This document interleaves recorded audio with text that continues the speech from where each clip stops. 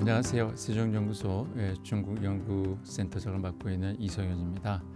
자, 오늘은 우리가 북중 관계와 미중 관계, 북한 문제에 있어서의 중국 변수에 대한 고찰이란 저의 그 연구 과제인데, 여기에 대해서 간단하게 여러분과 나누는 시간을 갖도록 하겠습니다. 제가 갖고 있는 이 연구에서 가장 중요한 핵심 질문은 이겁니다. 북한 문제에 있어서 중국 변수는 과연 상수일까? 우리는 이제 북핵 문제 해결 과정에서 항상 이 중국을 의식하게 되죠. 특히 이제 중국의 대북 영향력을 높이 평가하고, 또 그러한 중국의 영향력을 매개로 해가지고 북핵 문제 해결에 좀 실마리를 찾아보려고 하는 것이 우리 한국의 생각이라고 저는 보고 있습니다. 한국 담론장에서 북한 문제에 있어서 또는 북핵 문제에 있어서 중국의 필요성, 중국 역할론, 중국 책임론은 이제 하나의 모범 답안처럼 여겨져 왔습니다. 그러니까 이제 북핵 문제 해결을 위해서 우리도 중국과 협력을 해야 된다라는 것도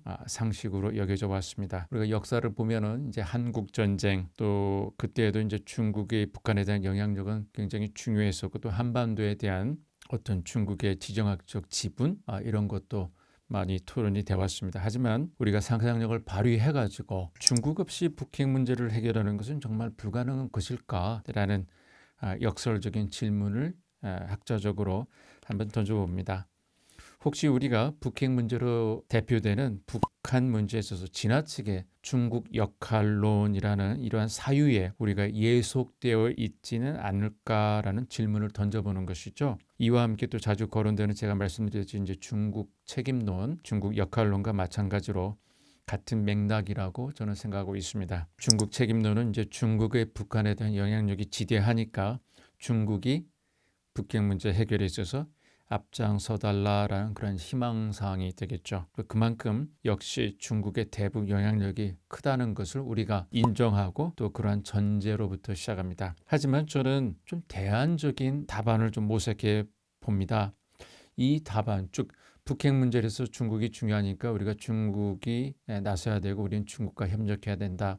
이러한 것은 이제 모범 답안인데, 이 모범 답안 말고 다른 대안적인 답안은 없는 걸까라고 한번 이렇게 생각해 보는 것이죠. 그리고 제가 이렇게 생각하는 것은 엉뚱하게도 그 동기가 도널드 트럼프 미국 대통령, 이제 곧 내려올 트럼프 대통령이었습니다. 트럼프는 2017년 취임과 동시에 나는 북한 문제 해결을 내가 직접 나서겠다라고 그랬는데, 그때 그 사람이 한 말은 중국의 도움이 있든 없든 with China or without China, 내가 북한과 직접 거래를 하겠다라고 그랬습니다. 이것은 아마도 이제 외교 경험이 전무한 트럼프가 북핵 문제에 있어서 이제 외교 상식을 무시한 것이 되겠죠. 돌이켜보건대 싱가포르 회담과 하노이 회담, 즉 북미 정상회담이 북핵 문제 정상회담이 열렸었는데, 이러한 두 개의 회담이 성사된 것 역시 트럼프 대통령 개인의 이러한 돌출적인 성격으로 성사된 것이라고 우리가 봐야 되겠죠. 근데 이것을 좀 역설적으로 보자면은 그것은 역대 어떠한 북미 협상보다도 문제 해결에 양국의 최정상이 서로 머리를 맞대고 직접 숙의한 자리였고, 그만큼 이론적으로 보자면은 문제 해결에 가장 가까웠던 역사적인 순간이기도 했다라고 저는 보고 있습니다. 왜냐하면은 북한에서 결국 핵 문제에 대해서 결정을 내릴 수 있는 사람은 김정은 위원장 한 사람이고, 트럼프 대통령이 그와 마주 앉은 것은 문제 해결 관점에서 보자면은 적어도 시도해 볼 만한 것이지 않았는가라고 생각해 볼 수 있을 것 같습니다. 또한 우리가 객관적으로 볼 때 처음이었고, 또 그렇기 때문에 정상 간 톱다운 프로세스가 보여준 분명한 한계도 우리가 목격을 했습니다. 그렇기 때문에 바이든 행정부에서 국무장관으로 지명된 토니 블링컨의 경우 2018년 6월 12일이 북미 정상 싱가포르 회담이었습니다. 근데 바로 하루 전에 토니 블링컨이 뉴욕타임즈에 칼럼을 썼는데, 내일 있게 될 싱가포르 북미 회담의 결과 성과물은 highly unlikely, 그럴 가능성이 매우 없다라고 이렇게 예측을 했던 것을 제가 자료를 보다가 발견했습니다. 그런데 최근 들어서 이제 토니 블링컨이 국무장관으로 지명되고 나서 그의 이제 근래의 세미나라든지 그런 자료를 보게 되면은 그가 싱가포르 회담 또 혹은 적어도 트럼프 정부의 어떤 외교 정책에 대한 굉장히 비판적인데 적어도 싱가포르 회담에 대해서는 그것이 실패했지만은 적어도 좀 해볼 만한 것이었다. 많은 문제가 있었지만은 많은 또 준비가 부족했지만 적어도 시도해 볼 만한 것이다라고 전반적인 좀 트럼프 행정부 외교정부 정책에 대해서 비판적인 입장을 취하면서도 약간의 싱가포르 회담을 둘러싼 또 전반적인 트럼프 행정부의 좀 톱다운적인